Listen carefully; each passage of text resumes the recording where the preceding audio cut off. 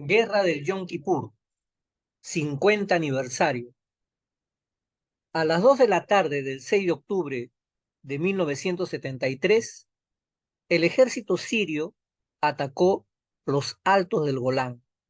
Alcanzaron algunos éxitos iniciales y arrollaron el puesto de inteligencia y observación israelí situado en el monte Hermón. El ejército egipcio cruzó el canal de Suez, sobrepasando la línea israelí fortificada Barlep, y avanzó por el interior de la península del Sinaí. La primera ministra Golda Meir fue avisada solamente algunas horas antes del inminente ataque, pero votó en contra de un ataque preventivo para que así Israel no pudiera ser señalado como agresor. Sabía que Israel iba a necesitar el total apoyo de la comunidad mundial, especialmente de su más poderoso aliado, los Estados Unidos. La situación en Israel era frenética.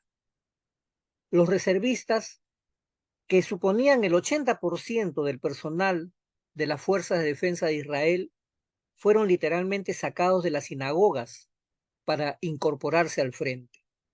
Israel hacía frente a su hora más negra y las primeras 48 horas fueron extremadamente malas para la nación. Los sirios casi sobrepasaron los altos del Golán y llegaron cerca de las afueras de los centros de población israelí. Sobre el Sinaí, las baterías SAM, misiles superficie-aire egipcias, estaban haciendo pagar a la Fuerza Aérea Israelí un caro tributo. Por primera vez en la historia militar israelí, los soldados de la Fuerza de Defensa de este país estaban cayendo prisioneros en masa.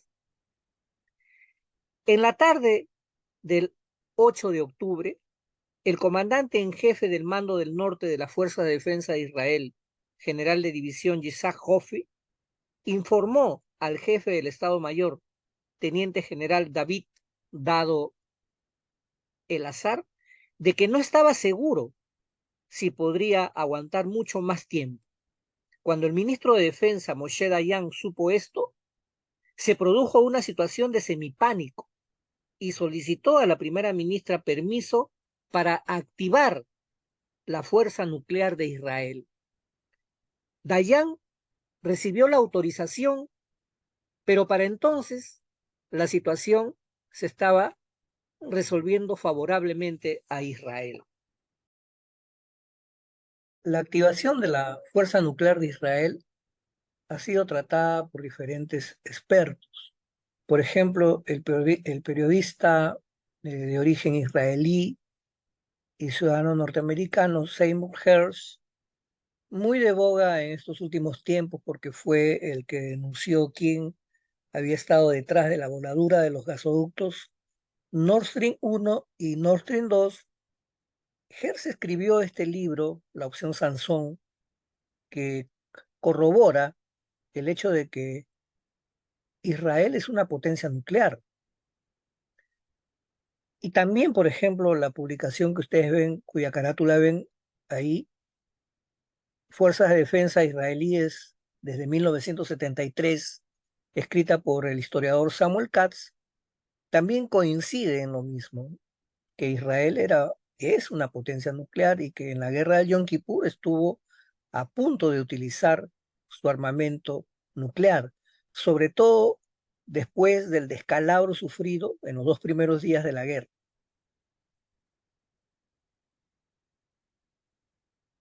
Sin embargo, sin embargo, hay otras publicaciones que no comparten este punto de vista, ¿no? Por ejemplo, en la revista española Ejércitos eh, figura un artículo que trae abajo esto y habla del mito nuclear de Israel.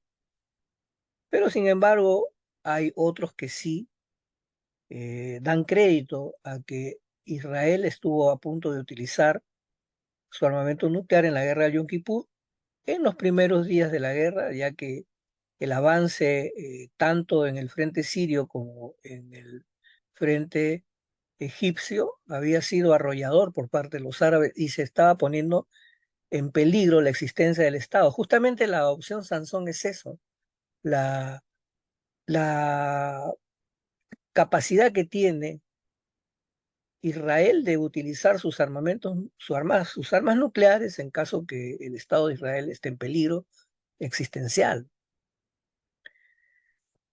Pero eh, en cuanto a los reservistas israelíes llegaron a los frentes, tanto al del frente del norte, frente sirio y al frente del sur, el frente egipcio, los sirios fueron expulsados de los altos del Golán y de la posición estratégica del Monte Hermón y empujados más allá de su propia frontera. En el frente del sur, la ofensiva egipcia había terminado en derrota, resultando eh, una victoria israelí decisiva en una de las más grandes batallas de carros de la historia militar. La historia registra dos que están consideradas como las más grandes batallas de tanques de toda la historia. La batalla de Kursk en la Segunda Guerra Mundial y la guerra del Yom Kippur.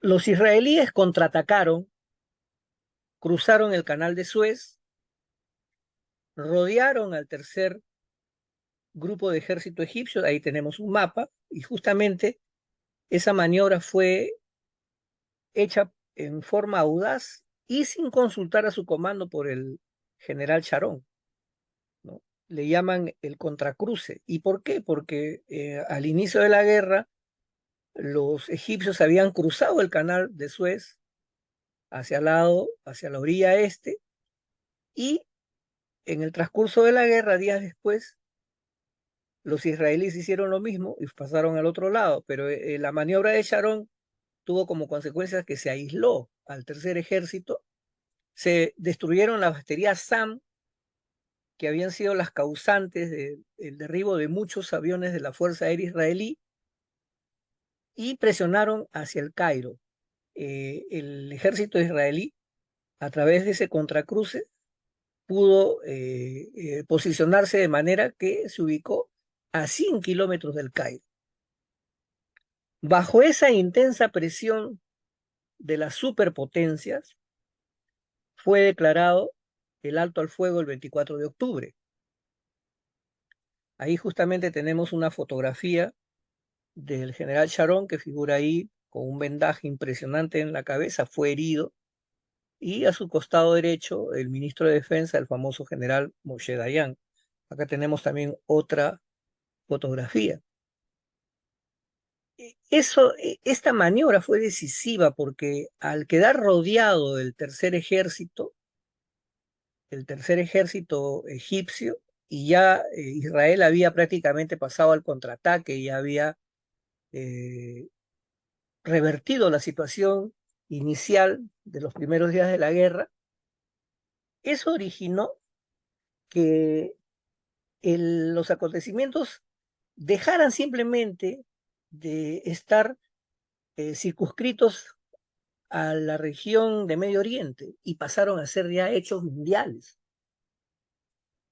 Justamente de eso podemos citar, y voy a leer, mostré hace un momento una carátula de un libro que es una de las biografías mejores que se han hecho sobre Nixon, pertenece a Anthony Summers, Nixon, la arrogancia del poder. En este libro voy a leer parte de él que tiene que ver con la guerra del Yom Kippur. Nos ubicamos en la página 569 del libro, edición en español. Dice, la situación en Oriente Medio seguía siendo grave, ya que el éxito del contraataque israelí, el contraataque justamente liderado por el general Sharon, suscitó nuevos riesgos e incertidumbres. Kissinger en un viaje a Moscú para negociar el acuerdo del alto al fuego, llamó a la Casa Blanca para un asunto urgente y solo consiguió que Alexander Haig, que en ese momento había sido nombrado jefe de gabinete de Nixon, se pusiera al teléfono y le dijera: déjame en paz, y ya tengo suficiente con mis problemas. De vuelta a Washington en la noche del 24 de octubre, el secretario de Estado, Nixon, tuvo que enfrentarse con la posibilidad de que los soviéticos enviaran fuerzas militares a la zona de guerra. A las 7:05 de la tarde, interrumpió una discusión telefónica con el embajador Dobrin para recibir una llamada del presidente Nixon. Estaba agitado y conmocionado, y su principal preocupación era el mismo. Los líderes del Congreso, insistió, tenían que saber lo indispensable que él era para la resolución de la crisis de Oriente Medio. Los políticos, le dijo Nixon a Kissinger, lo estaban atacando porque querían matar al presidente. Puede que lo consigan, puede que muera. A veces provoca que me entren ganas de mandarlo todo al infierno. Kissinger pensó que su jefe se encontraba paralizado por la pesadilla que se le avecinaba, el caso Watergate, ¿no? Fue aquella noche cuando tuvo lugar el incidente del botón rojo. La conversación de Kissinger con Dobrin, reanudada tras haber hablado con Nixon, lo convenció de que Moscú pretendía enviar tropas a Medio Oriente. Estuvo al teléfono 2 horas y luego llamó a Haig a las 9:30 solo para enterarse de que Nixon ya se había retirado a descansar.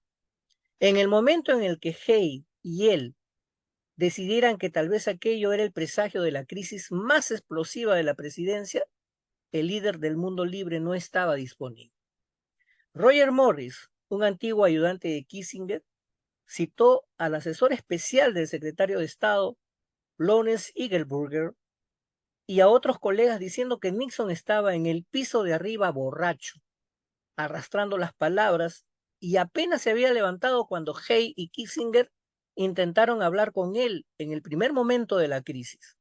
Haig, el principal testigo, afirmó que el presidente estaba simplemente cansado. Minutos después de la llamada a Haig, Kissinger volvió a tener noticias de Dobrin. En esta ocasión, para leer una autoritaria advertencia de Brezhnev al presidente. Y está escrito así, ¿no? Lo diré claramente, decía la frase crucial. Si cree que es imposible actuar conjuntamente con nosotros, eso es lo que le estaba escribiendo Brezhnev a Nixon, si cree que es imposible actuar conjuntamente con nosotros en este asunto, tendremos que enfrentarnos a la necesidad urgente de dar los pasos adecuados de un modo unilateral. La carta solicitaba una respuesta inmediata.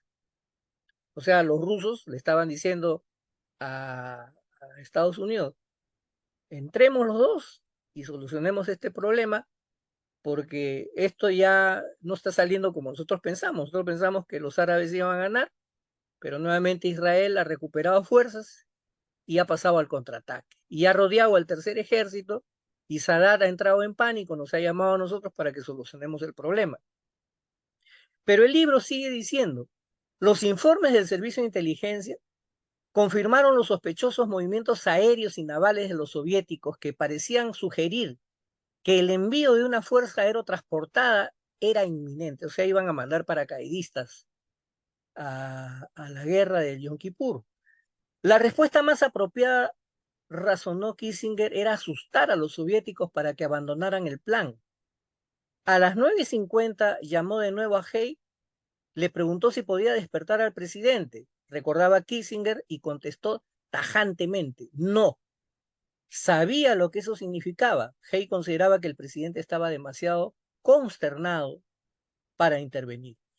Tras varias llamadas más de teléfono y realizar una advertencia a Dobrin, al embajador ruso en Estados Unidos, el Grupo de Operaciones Especiales de Washington, formado por los máximos responsables del Departamento de Defensa, de la Inteligencia del Ejército, se reunió en la sala de situación, en la Situation Room, de la Casa Blanca, Kissinger volvió a discutir con Hay la posibilidad de despertar al presidente.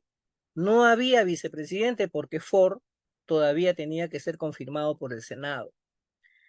La mayor parte de las fuerzas estadounidenses se encontraban normalmente en un estado de alerta conocido como DEFCON, o sea, cuyas iniciales en inglés es Defense Condition, estado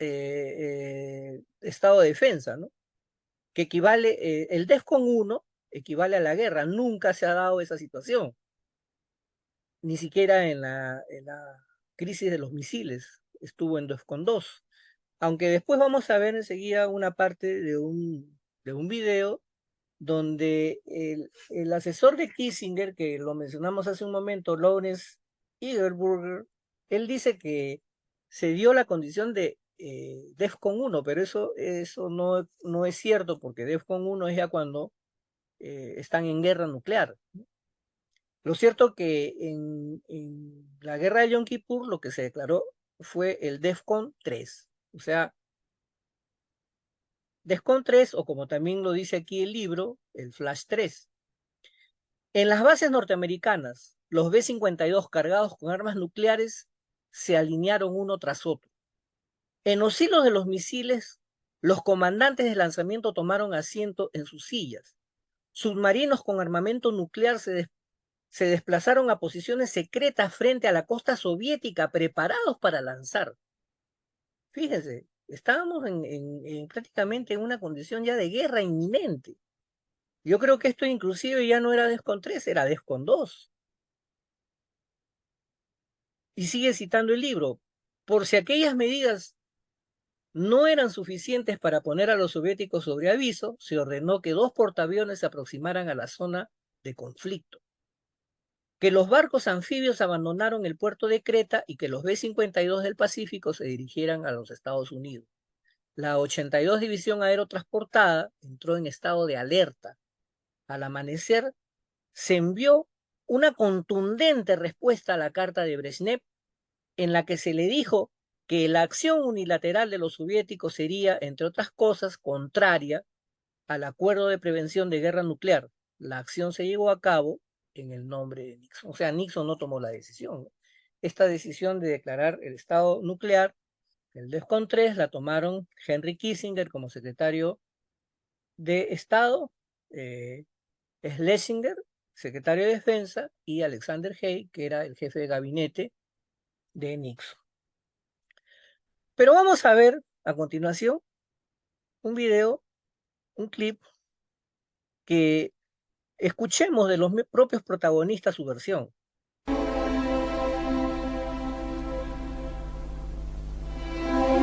En octubre del 73, Egipto y Siria iniciaron un ataque súbito y por sorpresa contra Israel. La guerra del Yom Kippur sorprendió a la Casa Blanca durmiendo y puso en alerta a las fuerzas nucleares estadounidenses y soviéticas por primera vez desde la crisis de los misiles cubanos del 62. Aquella noche los soviéticos trasladaron 10 de sus 12 divisiones de paracaidistas y armamento nuclear a través del estrecho del Bósforo.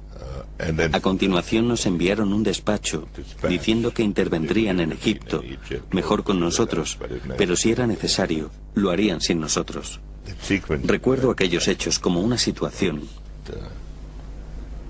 muy tensa. Brezhnev nos envió una carta proponiendo desplegar tropas en Oriente Medio en colaboración con los Estados Unidos o sin nosotros. Pensamos que teníamos que responder con vigor a aquel desafío. Conozco exactamente esa carta, porque fui yo el primero que la leyó. Tras leerla, se decidió elevar el estado de defensa a 1. La decisión la tomaron Henry, Al-Hay y el secretario de Defensa. Detectamos el movimiento de armas nucleares soviéticas en Oriente Medio y quisimos mostrar nuestra preocupación al respecto. Kissinger llegó a la conclusión de que los Estados Unidos tenían que responder de alguna forma además de la verbal, que teníamos que demostrar que si los soviéticos enviaban fuerzas, aquella política sería muy arriesgada para ellos. Ahora sabemos que se trató de un farol soviético gracias a las notas tomadas por el secretario de Brezhnev, según las cuales Brezhnev dijo: vamos a decirles que enviaremos tropas. Uno de sus generales respondió: no podemos, pero Brezhnev dijo que eso no importaba, que nos lo dijeran de todos modos, así que lo incluyeron en el mensaje.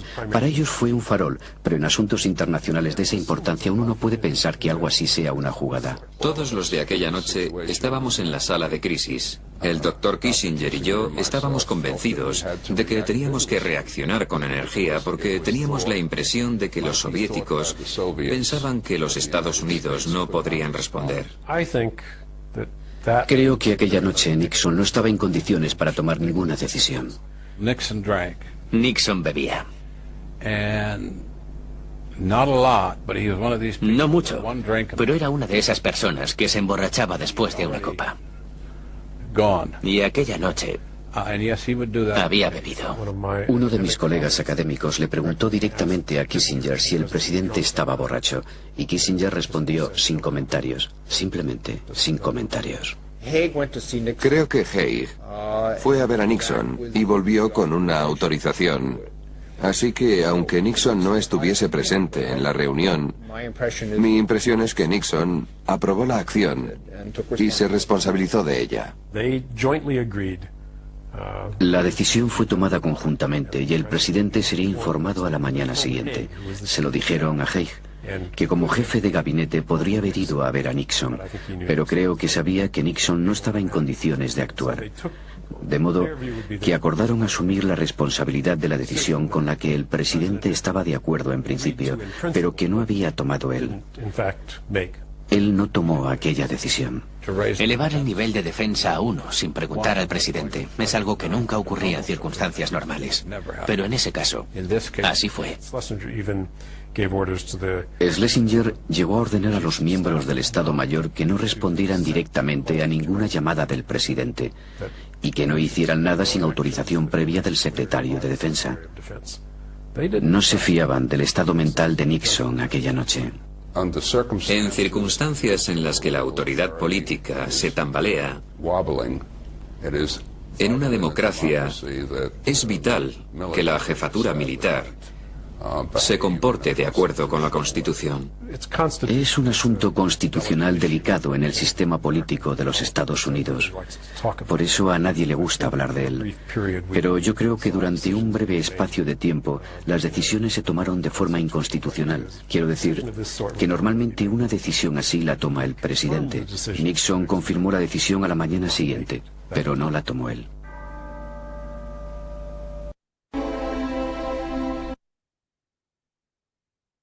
Bien, la guerra del Yom Kippur definitivamente fue parte de la Guerra Fría también. Al igual que la crisis de los misiles, Estados Unidos y la Unión Soviética no entraron directamente, pero sí estuvieron a punto de hacerlo. Acabamos de ver este testimonio impresionante con los actores de ese momento. El puente aéreo que establecieron ambos, los soviéticos y también los Estados Unidos, sin el cual posiblemente Israel hubiese tenido que hacer uso de su opción Sansón. Y, por ejemplo, en el libro de Alvin y Heidi Toffler, La Guerra del Futuro también, hay una parte donde tratan sobre la guerra del Yom Kippur. Pero lo que me llama la atención en este libro es la parte en que cuentan de que los soldados israelíes se escapaban de los hospitales heridos a seguir peleando, a seguir combatiendo. La guerra de Yom Kippur tiene mucha bibliografía, tanto en inglés como en castellano. Podríamos permitirnos hacer una recomendación para aquellos que estén interesados en saber un poco más sobre este interesante conflicto.